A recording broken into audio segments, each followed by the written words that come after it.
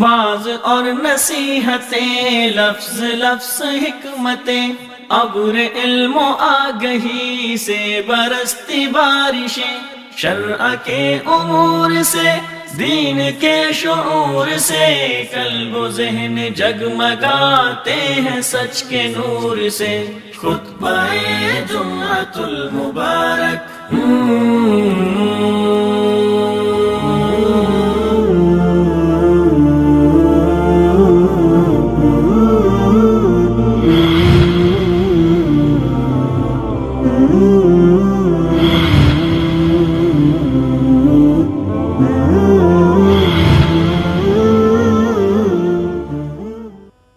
السلام علیکم ورحمۃ اللہ وبرکاتہ۔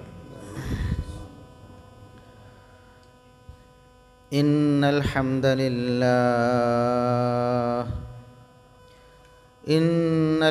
للہ نحمده ونستعینه ونستغفره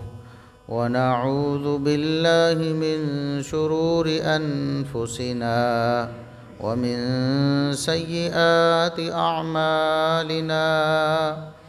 من يهده الله فلا مضل له ومن يضلل فلا هادي له، أشهد أن لا إله إلا الله وحده لا شريك له، وأشهد أن محمدًا عبده ورسوله۔ اللهم صل على محمد وعلى آل محمد كما صليت على إبراهيم وعلى آل إبراهيم إنك حميد مجيد۔ اللهم بارك على محمد وعلى آل محمد كما باركت على إبراهيم وعلى آل إبراهيم إنك حميد مجيد۔ أما بعد، فيا أيها الناس، ألا إن خير الحديث كتاب الله، وخير الهدي هدي محمد صلى الله عليه وسلم، وشر الأمور محدثاتها، وكل محدثة بدعة، وكل بدعة ضلالة۔ أعوذ بالله السميع العليم من الشيطان الرجيم، من همزه ونفخه ونفثه۔ بسم الله الرحمن الرحيم۔ يا أيها الذين آمنوا اتقوا الله وكونوا مع الصادقين۔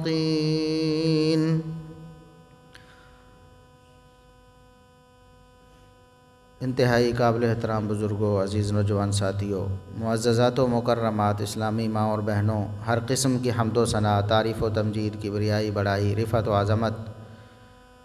اللہ رب العزت کے لیے، جو پوری کائنات کا خالق و مالک ہے۔ بے شمار لا تعداد، بے حد و حساب درود و سلام پیغمبر آخر الزماں، محسن انسانیت، محسن کائنات، جناب محمد الرسول اللہ صلی اللہ علیہ وسلم کی ذات اقدس پر جمادی ثانیہ اسلامی مہینوں میں سے ایک مہینہ، اس کا اختتام ہے۔ آج 27 تاریخ ہے۔ جس طرح دیگر مہینوں میں واقعات رونما ہوتے رہے ہیں، جمادی ثانیہ بھی عام مہینوں کی طرح ایک مہینہ ہے۔ اس میں بھی تاریخ اسلام میں کئی ایک واقعات رونما ہوئے۔ کچھ لوگ ان واقعات کو لے کر جو کہ کسی کی پیدائش یا کسی کی وفات یا کسی کی شہادت سے متعلق ہوتے ہیں، ان کو لے کر مسلمانوں میں غلط فہمیاں پیدا کرتے ہیں، ان کو غلط رنگ دے کر اسلام کی کچھ مسلمات اور اسلام کی کچھ ضروریات ان کو مشکوک بنانے کی کوشش کرتے ہیں۔ مسلمات ان چیزوں کو کہتے ہیں جو قطعی اور یقینی ہوتی ہیں، جن میں کسی قسم کا کوئی شک و شبہ نہیں ہوتا۔ بہت سی مسلمات ہیں اسلام کی جن میں لوگوں نے نقب لگانے کی کوشش کی، ان کو مشکوک بنانے کی کوشش کی۔ بہت سی شخصیات ایسی ہیں جو ہمارے دین کی مسلمات میں سے ہیں، لوگوں نے ان شخصیات کے بارے میں بھی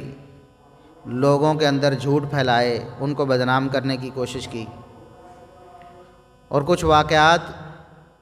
ایسے ہیں کہ جو مسلمات میں سے ہیں ان کو جھٹلانے کی کوشش کی۔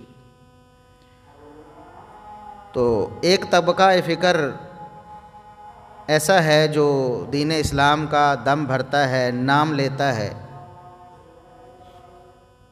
لیکن ان کے مذہب کی بنیادی خصوصیات میں سے ایک بڑی خصوصیت یہ ہے کہ وہ نبی کریم صلی اللہ علیہ وسلم کے صحابہ کرام کو جھوٹ بول بول کر بدنام کرنے کی کوشش کرتے ہیں۔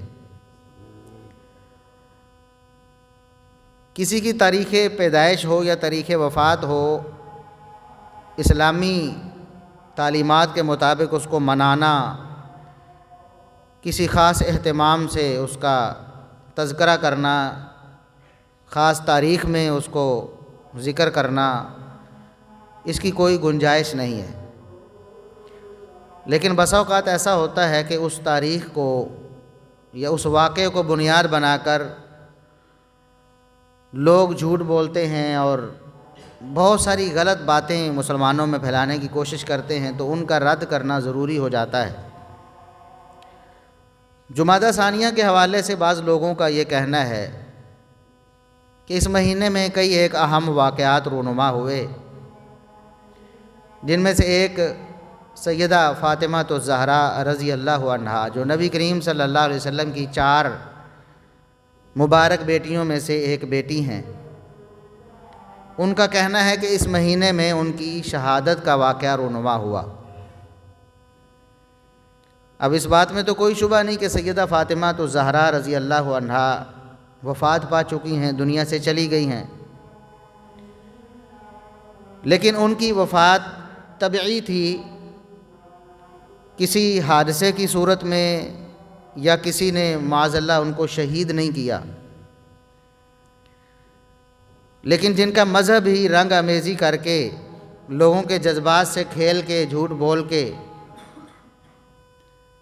صحابہ کرام کو بدنام کرنا ہو، تو انہوں نے یہ جھوٹی کہانی گھڑ لی اور وہ اس مہینے میں اس کا تذکرہ کرتے ہیں، خصوصاً کیونکہ ان کے بقول اس مہینے میں شہادت ہوئی ہے، اور اس شہادت کو وہ صحابہ کرام رضوان اللہ علیہم اجمعین سے جوڑنے کی کوشش کرتے ہیں، حالانکہ یہ بات قطعاً غلط ہے اور یہ تاریخ میں مسلم رہی ہے ہمیشہ سے، صحابہ کرام کے دور سے، کیونکہ وہ عینی شاہد ہیں ان حالات اور واقعات کے۔ اہل بیت کے افراد جو اس گھر کے افراد ہیں اور خونی رشتہ دار ہیں اور بڑی اچھے طریقے سے ان حالات کو جاننے والے ہیں، وہ بھی اور اس کے بعد سارے مسلمان 1400 سال تک اس بات پر متفق رہے ہیں کہ سیدہ فاطمہ الزہرا رضی اللہ عنہا کو شہید نہیں کیا گیا، وہ طبعی وفات پا کر دنیا سے گئی ہیں،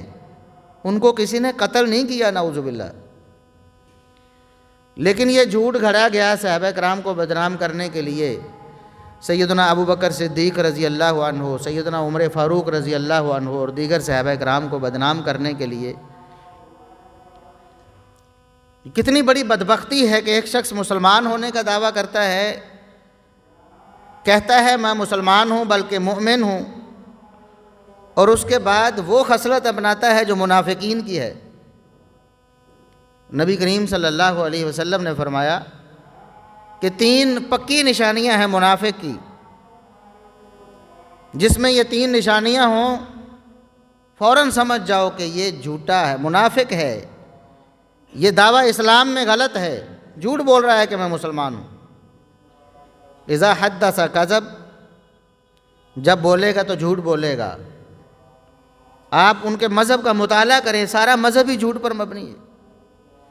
ابتدا سے لے کر انتہا تک جھوٹ ہی جھوٹ ہے، بلکہ ان کے مذہب میں جھوٹ بولنا یہ عبادت کا درجہ رکھتا ہے۔ تو آپ نے فرمایا کہ جو شخص جھوٹ بولتا ہے نا، جب بولتا ہے جھوٹ بولتا ہے تو وہ منافق ہے۔ تو نبی کریم صلی اللہ علیہ وسلم کی لخت جگر سیدہ فاطمہ الزہرا رضی اللہ عنہا کے بارے میں یہ کہنا کہ ان کو شہید کیا گیا اور اس کو ظلم بنا کر پیش کرنا، بڑا ظلم ہوا ہے آل رسول پر کہ سیدہ فاطمہ رضی اللہ عنہا کو شہید کر دیا گیا، قتل کر دیا گیا، یعنی نعوذ باللہ ثم نعوذ باللہ، ایسا کوئی واقعہ رونما نہیں ہوا۔ سیدہ فاطمہ الزہرا رضی اللہ عنہا کے بارے میں یہ بات نہ صحابہ میں سے کسی نے کہی، نہ اہل بیت میں سے کسی نے کہی۔ اب جو نبی کریم صلی اللہ علیہ وسلم کے اپنے رشتہ دار ہیں، خونی رشتہ دار، جو سیدہ فاطمہ الزہرا رضی اللہ عنہا کے بھی خونی رشتہ دار ہیں، ان میں سے کسی نے کیوں نہ یہ واقعہ بیان کیا؟ ایک چھوٹا واقعہ تھا، نبی کریم صلی اللہ علیہ وسلم کی لخت جگر کو شہید کیا جانا، اگر یہ کوئی واقعہ ہوتا، اس کی کوئی حقیقت ہوتی، تو نبی کریم صلی اللہ علیہ وسلم کے صحابہ بھی اس کو روایت کرتے، اس کو بتاتے، اور آپ کے گھر والے، آپ کے جو خونی رشتہ دار ہیں جن کو اہل بیت کہتے ہیں، نبی کریم صلی اللہ علیہ وسلم کی ازواج مطہرات بھی، اور آپ صلی اللہ علیہ وسلم کے نسبی رشتہ دار بھی جو اہل بیت ہیں، وہ سارے اس کو روایت کرتے اور اتنے بڑے ظلم کو بیان کرتے کہ اتنا بڑا ظلم ہوا ہے، کوئی معمولی خاتون ہے سیدہ فاطمہ الزہرا رضی اللہ عنہا۔ کچھ لوگ تو جھوٹے دعوے دار ہیں نا، ان کا نام لے کر جھوٹ بول کے جھوٹے جذبات کا اظہار کرتے ہیں۔ ہم تو اللہ کے فضل و کرم سے ایمان سمجھتے ہیں، سیدہ فاطمہ الزہرا رضی اللہ عنہا سمیت نبی کریم صلی اللہ علیہ وسلم کی تمام بیٹیوں سے محبت و عقیدت والا تعلق رکھنا، ان کا احترام کرنا، ان کا ذکر خیر کرنا، یہ ہمارے ایمان کا حصہ ہے۔ سیدۃ النساء اہل الجنہ، جنتی خواتین کی سردار ہیں سیدہ فاطمہ رضی اللہ عنہا۔ ان کی شہادت اگر ہوئی ہوتی، ایسا کوئی واقعہ ہوتا، تو تاریخ اسلام میں مسلم ہوتا ہمیشہ سے۔ یہ جھوٹ بولا گیا کہ ان کو شہید کیا گیا، اور اس کے پیچھے کیا وجہ ہے، کیوں یہ جھوٹ بولا گیا، یہ جھوٹ گھڑا کیوں گیا؟ صحابہ اکرام رضوان اللہ علیہم اجمعین کو بدنام کرنے کے لیے، سیدنا ابو بکر صدیق رضی اللہ عنہ پر جھوٹ بولنے کے لیے، سیدنا عمر فاروق رضی اللہ عنہ پر جھوٹ بولنے کے لیے، سیدنا ابو بکر صدیق رضی اللہ عنہ پر یہ جھوٹ بولا گیا کہ انہوں نے سیدہ فاطمہ رضی اللہ عنہا کا حق کھا لیا تھا، نعوذ باللہ، ان کا حق بنتا تھا، ان کی وراثت بنتی تھی، وہ انہوں نے اپنے قبضے میں کر لی، قابض ہو گئے تھے۔ اور اس سے پہلے یہ جھوٹ بولا گیا کہ سیدنا علی رضی اللہ عنہ کی خلافت تھی، پہلی خلافت، ان کا حق بنتا تھا، تو ابو بکر صدیق رضی اللہ عنہ نے اس کو بھی غصب کر لی۔ ان سارے جھوٹوں کو سچ بنانے کے لیے، لوگوں کے جذبات سے کھیلنے کے لیے، یہ ایک جھوٹ بولا گیا کہ سیدہ فاطمہ رضی اللہ عنہا کو شہید کیا گیا۔ اب فطری بات ہے کہ مسلمان جب اس کی کوئی محبوب شخصیت، اس کے بارے میں ظلم و ستم کی بات آتی تو اس کا دل نرم ہو جاتا ہے، ایک جذباتی تعلق ہے، تو جذبات میں انسان بسا اوقات سوچتا ہی نہیں کہ اس کے پیچھے کوئی وجہ بھی ہے کہ نہیں ہے، واقعی یہ سچ بھی ہے کہ نہیں۔ تو لوگوں کے جذبات سے کھیلنے کے لیے، ان کو سوچنے سمجھنے سے روکنے کے لیے یہ جھوٹ گھڑ دیا گیا کہ دیکھو جی انہوں نے تو اتنا ظلم کیا کہ سیدہ کو شہید کر دیا۔ اب سننے والوں نے پھر یہ نہیں دیکھا کہ واقعی شہید ہوئی بھی ہیں کہ نہیں، بس جذبات میں آ کے پھر گالیاں بکنا شروع ہو جاتے ہیں، پھر لوگ بھی ان کے پیچھے چلنا شروع ہو جاتے ہیں۔ اور ویسے بھی سوشل میڈیا کا دور ہے، اس سے پہلے بھی لوگ ایسا کرتے تھے، اس دور میں تو اور ضروری ہو گیا ہے کہ جھوٹ بولا جائے لوگوں کو قابو رکھنے کے لیے، کیونکہ کہیں نہ کہیں تو کان میں آواز پڑ جاتی ہے نا، بھئی یہ حق ہے، یہ سچ ہے، لوگ سوچنا شروع کرتے ہیں، تو ان کو سوچنے سے روکنے کے لیے اس طرح کی جذباتی باتیں ان میں پھیلائی جاتی ہیں تاکہ وہ سوچنا چھوڑ دیں اور بس رونا دھونا شروع کر دیں اور گالیاں دینا شروع کر دیں۔ ایک جھوٹ یہ بھی بولا گیا کہ سیدنا عمر بن خطاب رضی اللہ عنہ نے سیدہ فاطمہ رضی اللہ عنہا کا گھر جلا دیا تھا، نعوذ باللہ ثم نعوذ باللہ، ان کے گھر پہ حملہ کیا، ان کا گھر جلا دیا۔ بالکل جھوٹ ہے، صاف جھوٹ ہے۔ تاریخ اسلام بالکل روز روشن کی طرح آپ کے سامنے ہے۔ قواعد اور قوانین کتاب و سنت کی روشنی میں مرتب کیے گئے ہیں کہ کیسے کسی کی دی ہوئی خبر کو سچ ماننا ہے اور کس خبر کو سچ نہیں ماننا۔ سورہ حجرات اٹھا کے دیکھیں، اللہ رب العزت نے اصول اور قاعدہ بیان کر دی۔ کسی بھی خبر کو کوئی بھی خبر آپ کے پاس آتی ہے، اس کو جانچنے کے لیے پیمانہ مقرر کر دیا کہ خبر لانے والے کو دیکھنا ہے آپ نے، خبر دینے والا سچا ہے کہ نہیں ہے، خبر دینے والا دیانتدار ہے کہ نہیں، خبر دینے والے میں کوئی اس طرح کا مسئلہ تو نہیں کہ وہ اپنی طرف سے گھڑ کر خبر کو بیان کر رہا ہو، یا کسی سے متاثر ہو کر، یا اس کو بھول گیا ہو، وہ حافظے کی خرابی کی وجہ سے اس طرح کی کوئی بات کر رہا ہو اور آپ اس کو قبول کر رہے ہو۔ قرآن نے سختی سے منع فرما دیا، فرمایا کہ اگر ایسا کرو گے، بغیر تصدیق اور تحقیق کے کسی بھی خبر کو قبول کرو گے، یہ یاد رکھنا ہے، کسی بھی خبر کو، ایک تو رسول اللہ صلی اللہ علیہ وسلم کی حدیثیں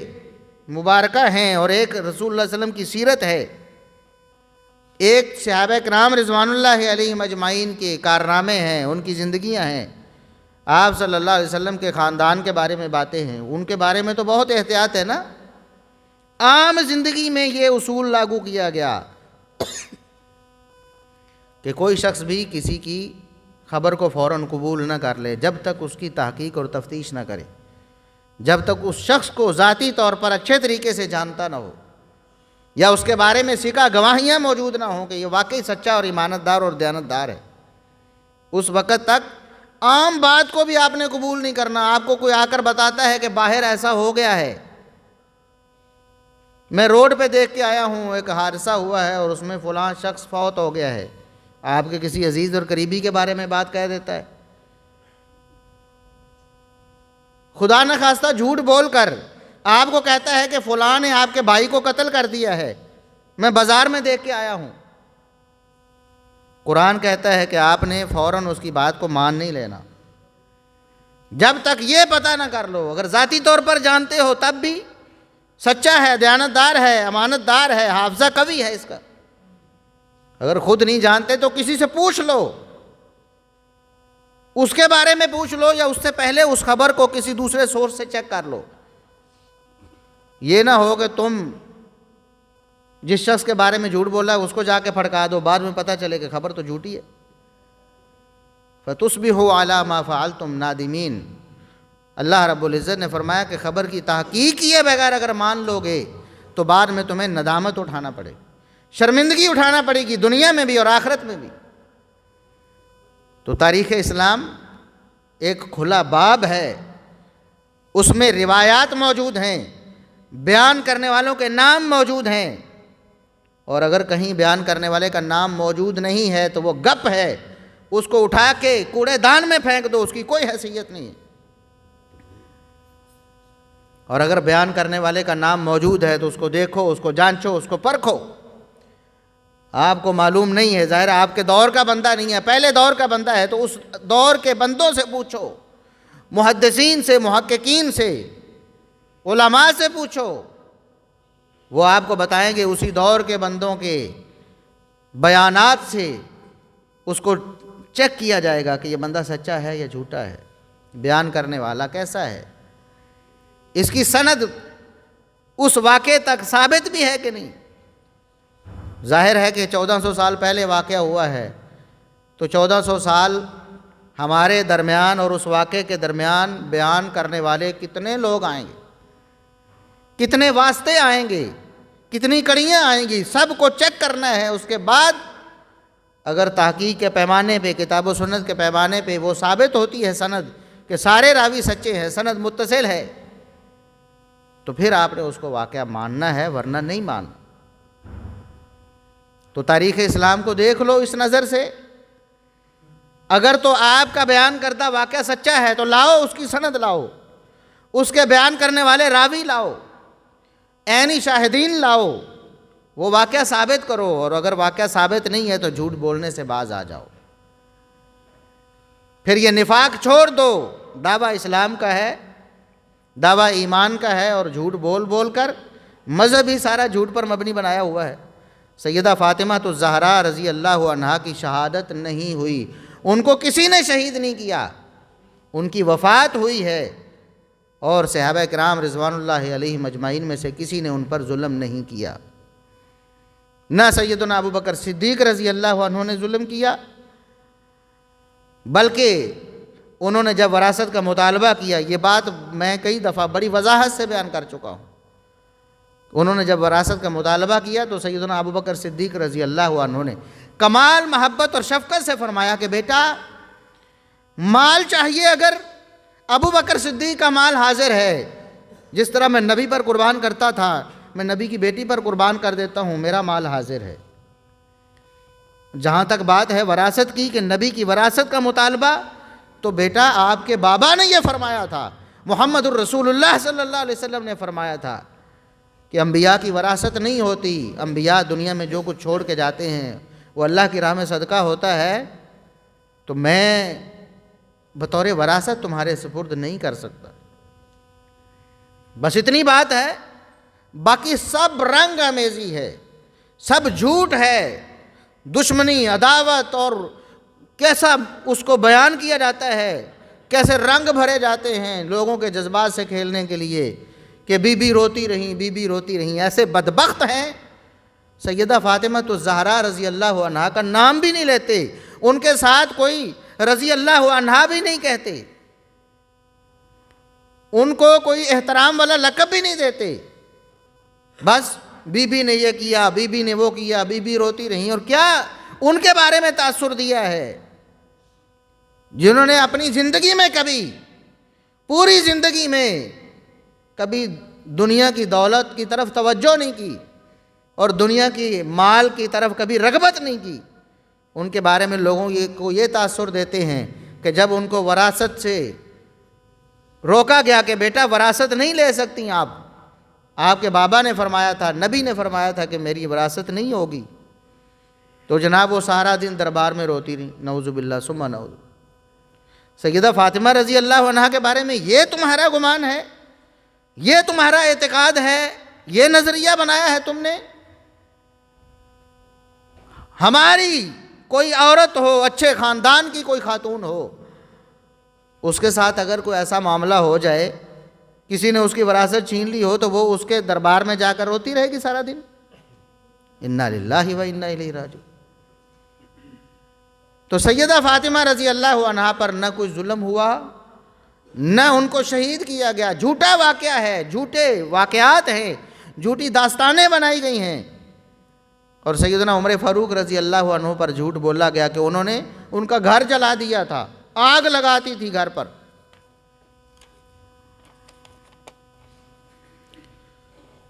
ایسا کچھ بھی نہیں ہوا۔ اور سیدنا عمر فاروق رضی اللہ عنہ پر ایک جھوٹ یہ بھی بولا جاتا ہے کہ انہوں نے نعوذ باللہ سیدہ فاطمہ رضی اللہ عنہ پر حملہ کیا تو ان کا حمل گر گیا، نعوذ باللہ ثم نعوذ باللہ، استغفر اللہ۔ بھی کیا سمجھا ہے تم نے؟ نبی کے رشتہ دار وہاں موجود ہیں، عمر فاروق رضی اللہ عنہ نے اگر اپنے دور میں بھی کیا ہو یا ابو بکر صدیق رضی اللہ عنہ کے دور میں بھی اگر ایسا کیا ہو، آپ کیا سمجھتے ہیں کہ کوئی بھی محبت کرنے والا، نبی سے محبت کرنے والا موجود نہیں تھا؟ علی المرتضیٰ رضی اللہ عنہ کہاں تھے؟ کہاں تھے وہ؟ نعوذ باللہ سیدہ فاطمہ پر ظلم ہوتا رہا اور علی المرتضیٰ رضی اللہ عنہ اس ظلم کو دیکھتے رہے۔ ایک تو نبی کی بیٹی ہیں، دوسرا علی کی بیوی بھی ہیں، ان کی عزت ہیں، ان کی گھر والی ہیں۔ اگر ایسا کچھ ہوتا تو علی المرتضیٰ رضی اللہ عنہ کچھ بھی نہ کرتے، پھر خاموش رہ جاتے۔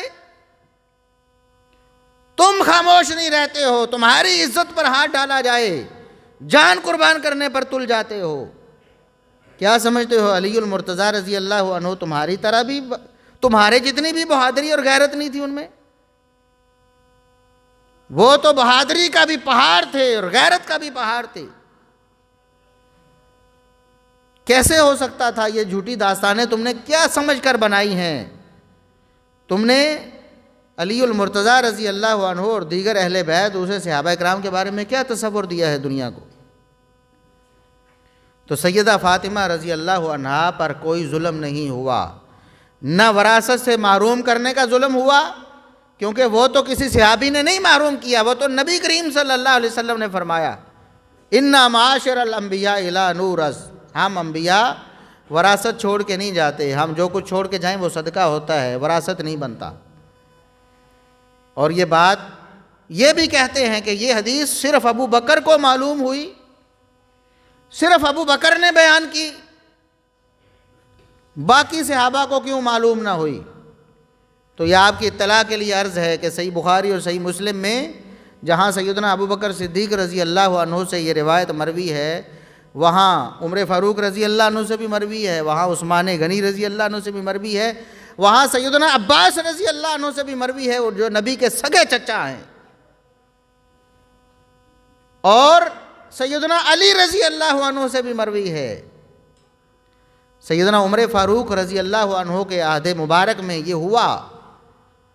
سیدنا علی اور سیدنا عباس رضی اللہ عنہما دونوں حاضر ہوئے اور کہا کہ یہ جو فدق اور اس طرح کی جو زمینیں ہیں نبی کریم صلی اللہ علیہ وسلم کی تھیں وہ ہمیں دے دیں۔ عمر فاروق رضی اللہ عنہ نے فرمایا کہ یہ بات تو طے ہے، آپ کو پتہ ہے نا کہ نبی فرما کر گئے ہیں کہ ہم انبیاء کی وراثت نہیں ہوتی، ہم جو کچھ چھوڑ کے جائیں صدقہ ہوتا ہے، بتاؤ نبی نے فرمایا ہے کہ نہیں فرمایا؟ تو عباس نے بھی کہا اور علی نے بھی کہا رضی اللہ عنہما، دونوں نے کہا بالکل نبی کریم صلی اللہ علیہ وسلم نے یہ فرمایا تھا کہ ہم انبیاء کی وراثت نہیں ہوتی۔ تو عمر فاروق رضی اللہ عنہ نے فرمایا پھر ایک ہی صورت باقی رہ جاتی ہے، بطور وراثت تمہیں الاٹ نہیں ہو سکتی، تمہارے نام تو نہیں ہو سکتی کیونکہ وراثت تو ہے نہیں۔ ایک ہی صورت ہے کہ جس طرح حکومت اس کا نظام سنبھالتی ہے، میں اس کا منتظم ہوں، ظاہر ہے زمینیں ہیں، باغات ہیں، وہاں سے جو کچھ آمدنی آتی ہے اس کو آگے میں نبی کریم صلی اللہ علیہ وسلم کے گھر والوں اور رشتہ داروں پر خرچ کرتا ہوں، اور جو بچ جائے وہ بیت المال میں چلا جاتا ہے۔ تو ایسا آپ کر لیں، آپ دونوں اس کے نگران بن جائیں، ٹرسٹی بن جائیں اس کے، اور اس کو بطور ٹرسٹ چلائیں، اور اخراجات جو ہیں نبی کریم صلی اللہ علیہ وسلم کے گھر والوں کے، آپ کے رشتہ داروں کے پورے کر کے باقی بیت المال میں جمع کروا دیا کریں، مجھے کوئی اعتراض نہیں۔ تو عباس اور علی رضی اللہ عنہما دونوں نے کہا کہ ہمیں منظور ہے، آپ ہمیں اس کا انتظام سونپ دیں، اور سیدنا عمر فاروق رضی اللہ عنہ نے اس کا انتظام ان کو سونپ دیا۔ پھر اختلاف ہوا سیدنا عباس اور سیدنا علی رضی اللہ عنہما کے مابین، چچا بھتیجے کے درمیان اختلاف ہو گیا اس نظام کو چلانے میں، اور عباس رضی اللہ عنہ سیدنا علی رضی اللہ عنہ کو لے کر سیدنا عمر فاروق رضی اللہ عنہ کے پاس دوبارہ آ گئے ان کی عدالت میں، اور عباس رضی اللہ عنہ نے کہا کہ امیر المومنین عمر رضی اللہ عنہ سے کہا کہ آپ نے ہم دونوں کو یہ سارا مال سپرد کیا تھا ایک ٹرسٹ بنا کے، اور اب علی رضی اللہ عنہ اکیلے ہی اس کا نظام سنبھال ٹیک اوور کر گئے ہیں، میرے پاس تو کچھ بھی نہیں ہے۔ تو عمر فاروق رضی اللہ عنہ نے فرمایا کہ دیکھو میں جو کچھ کر سکتا تھا میں نے کر دیا، آپ نے کہا انتظام دے دیں، میں نے انتظام دے دیا، اب یہ آپ کا آپس کا اختلاف ہے، میں اس میں کسی کو سچا جھوٹا تو نہیں کہہ سکتا، چچا بھتیجا ہیں آپ اور آپس کا اختلاف آپ خود ختم کر لیں، میرے پاس یہی آپشن ہے کہ اگر آپ کہتے ہیں کہ نہیں سنبھالا جاتا تو واپس مجھے دے دیں، میں سنبھال لیتا ہوں۔ اور پھر علی رضی اللہ عنہ کے پاس ہی یہ نظام رہا، سیدنا علی رضی اللہ عنہ اپنی شہادت تک یہ نظام سنبھالتے رہے۔ ان کے بعد سیدنا حسن رضی اللہ عنہ 6 ماہ کے لیے خلیفہ بنے، یہ نظام ان کے پاس چلا گیا۔ حسن رضی اللہ عنہ کے بعد ان کے بیٹوں کے پاس، یہ تو نظام پھر علی رضی اللہ عنہ کے پاس اور ان کی اولاد کے پاس ہی رہا۔ یہ جو مال تھا، یہ جائیداد تھی، یہ ان کے ہی زیر انتظام رہی۔ پھر یہ جھوٹ کیوں بولتے ہو جی انہوں نے کھا لیا اور انہوں نے ہڑپ کر لیا، انہوں نے غصب کر لیا؟ بھئی انہوں نے تو واپس کر دیا کہ بطور وراثت ہی نہیں دینا تھا، بطور انتظام آپ سنبھالیں، اور علی رضی اللہ عنہ نے اس کا نظام سنبھالا، اس کو سنبھالتے رہے۔ پھر ان کی اولاد کے پاس گیا، لہٰذا یہ جھوٹ بولنا بند کرو کہ کسی نے غصب کر لیا، کسی نے ظلم کر دیا۔ اور میں پہلے بھی یہ بات عرض کر چکا ہوں کہ ابو بکر صدیق رضی اللہ عنہ کی اپنی بیٹی کا حصہ بنتا تھا، اگر وراثت ہوتی تو 8واں حصہ بیویوں کا بھی بنتا ہے نا۔ تو سیدہ عائشہ رضی اللہ عنہ ابو بکر کی بیٹی تھیں، سیدہ حفصہ رضی اللہ عنہ عمر کی بیٹی تھیں، ان کے لیے تو اچھی بات تھی، مالی فائدہ تھا کہ اگر حصہ ملتا تو ان کو بھی کچھ آ جاتا، جب انہوں نے روک دیا تو ان کو بھی نہ ملا۔ انہوں نے تو حدیث رسول صلی اللہ علیہ وسلم پر عمل کیا۔ بہرحال سیدہ فاطمہ رضی اللہ عنہا کے ساتھ صحابہ کرام کا بالکل محبت اور احترام اور عقیدت والا معاملہ رہا۔ سیدنا ابو بکر صدیق رضی اللہ عنہ نے بھی ان پر شفقت ہی کی ہے، محبت ہی دی ہے انہیں، اور عمر فاروق رضی اللہ عنہ نے بھی نہ کوئی ظلم و ستم کیا، نہ کبھی ایسا سوچا۔ وہ سوچ بھی نہیں سکتے تھے کہ نبی کریم صلی اللہ علیہ وسلم کی بیٹی کے بارے میں ایسا کریں۔ اور پھر اسی جمادہ ثانیہ میں سیدنا ابو بکر صدیق رضی اللہ عنہ کی وفات کے بارے میں مشہور ہے کہ وہ فوت ہوئے، تو یہ لوگ سیدنا ابو بکر صدیق رضی اللہ عنہ کی وفات کو بھی ذکر کرتے ہیں اور کہتے ہیں کہ نعوذ باللہ ایک ظالم دنیا سے چلا گیا، نعوذ باللہ ثم نعوذ باللہ۔ سیدنا ابو بکر صدیق رضی اللہ عنہ ان کے بارے میں یہ کہنا کہ ان کی وفات ہوئی ہے، اور یہ جو سقیفہ بنی ساعدہ میں ایک منحوس فیصلہ ہو، یہ الفاظ ہیں ان بدبختوں کے کہ سقیفہ بنی ساعدہ میں ایک منحوس فیصلہ ہوا تھا، یعنی ابو بکر رضی اللہ عنہ کی خلافت، اس کو نعوذ باللہ منحوس قرار دیتے۔ اور اس اہم واقعے، اس مہینے کے اہم واقعات میں اس کو ذکر کرتے ہیں۔ تو ابو بکر صدیق رضی اللہ عنہ نبی کریم صلی اللہ علیہ وسلم کے جانثار وفادار تھے، اور مسلمانوں کے پہلے خلیفہ تھے، اور ان مسلمانوں میں صحابہ کرام بھی شامل ہیں، اور خود علی المرتضیٰ رضی اللہ عنہ شامل ہیں۔ ان کے ہاتھ میں بیعت کی اور پوری زندگی وفادار رہے، ابو بکر کے بھی، عمر کے بھی، عثمان کے بھی رضی اللہ عنہ۔ اور جب ان کی باری آئی، ان کو خلیفہ بنانا چاہا تو انہوں نے انکار کیا، کہا مجھے نہ بناؤ۔ بلکہ عثمان رضی اللہ عنہ کو جب خلیفہ بنایا جانا تھا اس سے پہلے مشاورت ہوئی، اس وقت کہا گیا کہ علی آپ کو نہ خلیفہ بنائیں، تو علی المرتضیٰ رضی اللہ عنہ نے انکار کر دیا، فرمایا نہیں، میں عثمان کی موجودگی میں خلافت کا اہل نہیں ہوں، میں نہیں بننا چاہتا۔ یہ ان کی محبت اور مودت کا عالم ہے، اور یہ جھوٹ بولتے ہیں کہ ابو بکر صدیق رضی اللہ عنہ نے یہ کر دیا اور وہ کر دی۔ سیدہ فاطمہ رضی اللہ عنہ اپنی طبی وفات سے دنیا سے گئی ہیں، اور سیدنا ابو بکر و عمر رضی اللہ عنہما ان سے عقیدت والا تعلق رکھتے تھے، اور ہمیشہ یہی تعلق رہا۔ پوری زندگی ابو بکر و عمر رضی اللہ عنہما سے ایک لفظ بھی ایسا ثابت نہیں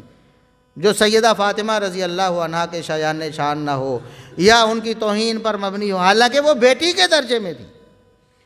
بلکہ بیٹی سے بھی آگے۔ آپ کو پتہ ہے کہ ابو بکر و عمر رضی اللہ عنہما نبی کریم صلی اللہ علیہ وسلم کے سسر تھے، باپ کے مقام پر ابو بکر بھی سسر ہیں، عمر بھی سسر ہیں، تو نبی کی بیٹی ان کی کیا لگی رشتے میں، بیٹی سے بھی آگے چلی گئی نا۔ اس کے باوجود بھی پوری زندگی ابو بکر و عمر رضی اللہ عنہما نے چھوٹوں کو تو بندہ کبھی ڈانٹ بھی دیتا ہے، کوئی بات بھی ایسی کہہ دیتا ہے نا، لیکن اس کے باوجود نبی کی بیٹی ہونے کی وجہ سے اتنی عزت اور اتنا احترام کیا ہے، ایک لفظ بھی سخت کبھی ادا نہیں کیا ان کے بارے میں۔ اور انہوں نے جھوٹ بنا لیا جی، نعوذ باللہ ثم نعوذ باللہ، ان کو شہید کر دیا ہے، ان کا گھر توڑ دیا ہے، ان کا حمل گرا دیا ہے، نعوذ باللہ ثم نعوذ باللہ۔ سیدہ فاطمہ رضی اللہ عنہا کا کوئی حمل نہیں گرایا، عمر فاروق رضی اللہ عنہ نے، سب جھوٹ ہے، سب افسانہ بازی ہے، اور دین کے نام پر، اسلام کے نام پر منافقت ہے۔ جھوٹ بولنا تو منافقوں کا کام ہے، سچ لاؤ، سچ کہاں ہے؟ سچ ہوتا اگر ابو بکر عمر رضی اللہ عنہما کی طرف سے ایسا کچھ ہوتا تو علی المرتضیٰ رضی اللہ عنہ کبھی خاموش نہ رہتے۔ اپنی بیوی تھی، اس سے بڑھ کر نبی کی بیٹی تھی۔ آپ کیا سمجھتے ہیں آج کوئی ایسا شخص جس کو بیٹی دے دی ہو اور وہ اس بیٹی کا تحفظ نہ کر سکے، اس کو دوسروں کے ظلم و ستم سے نہ بچا سکے، اس کو اچھا سمجھا جاتا ہے؟ اگر خدا نہ خواستہ کسی کا ایسے کسی داماد سے پالنا پڑ جائے، ساری زندگی پریشان رہتا ہے کہ بزدل کے سپرد کر دی بیٹی، بہت غلط فیصلہ ہو گیا، تو آپ کیا علی المرتضیٰ رضی اللہ عنہ کے بارے میں یہ تاثر دینا چاہتے ہیں؟ حالانکہ وہ تو اللہ کے شیر ہیں، وہ تو بہادر ہیں، وہ تو اپنی جان اللہ رب العزت کی راہ میں قربان کرنا سعادت سمجھتے تھے۔ ایک غزوے کے موقع پر جب روکا گیا نبی کریم صلی اللہ علیہ وسلم کی طرف سے کہ علی آپ پیچھے رہیں، آپ مدینے میں رہیں، یہاں ہماری عورتیں ہیں، ہمارے بچے ہیں، ان کی حفاظت کے لیے بھی کوئی ہونا چاہیے، ہم غزوے میں جا رہے ہیں، آپ پیچھے رہیں، تو علی المرتضیٰ رضی اللہ عنہ تڑپ گئے۔ عرض کی اللہ کے رسول، میں تو آگے جا کر لڑنا چاہتا ہوں، اپنی بہادری کے جوہر دکھانا چاہتا ہوں، اللہ رب العزت کے سامنے اپنی شہادت پیش کرنا چاہتا ہوں، آپ مجھے بچوں اور بیوی، اپنے بچوں میں اور عورتوں میں چھوڑ کر کے جانا چاہتے؟ تو نبی کریم صلی اللہ علیہ وسلم نے اس وقت یہ فرمایا تھا کہ علی یہ میرا فیصلہ ہے، یہ آپ کا فیصلہ تو نہیں پیچھے رہنے کا، میں نے کہا ہے نا، تو میرا آپ سے جو تعلق ہے اس سے آپ کو خوش ہو جانا چاہیے، اس تعلق کو ملحوظ خاطر رکھیں اور میری بات مان لیں۔ آپ کو آپ کی بزدلی کی وجہ سے تو نہیں پیچھے چھوڑا جا رہا، آپ تو بہادر ہیں، آپ لڑنا چاہتے ہیں، لیکن محمد الرسول اللہ صلی اللہ علیہ وسلم آپ کو پیچھے چھوڑ کے جانا چاہتے ہیں۔ آپ تو میرے بھائی ہیں، موسیٰ و ہارون کی جس طرح نسبت تھی اس طرح آپ کی نسبت ہے، مگر میرے بعد کوئی نبی نہیں ہے۔ تو اتنی باتیں سب کچھ موجود ہے، مسلمات ہیں تاریخ کے، ان سب کو جھٹلا کر اس طرح کی جھوٹی خبریں لوگوں میں پھیلانا اور لوگوں کو یہ جھوٹ بول کے ان کو گمراہ کرنا اور صحابہ کرام کے بارے میں بدظن کرنا، یہ بہت بڑی منافقت ہے۔ اللہ رب العزت سے دعا ہے کہ اللہ رب العزت ہمیں ایمان پر زندہ رکھے، سچ اور حق کی ہمیشہ بات کرنے کی توفیق دے اور ہمیشہ سچ اور حق کا ساتھ دینے کی توفیق عطا فرمائے، اور اسی ایمان پر اللہ رب العزت حق اور سچ پر ہماری موت دے ہمیں، اور ہمیں ہمارا حشر بھی صحابہ کرام اور اہل بیت کے ساتھ کرے۔ وآخر دعوانا الحمدللہ رب العالمین۔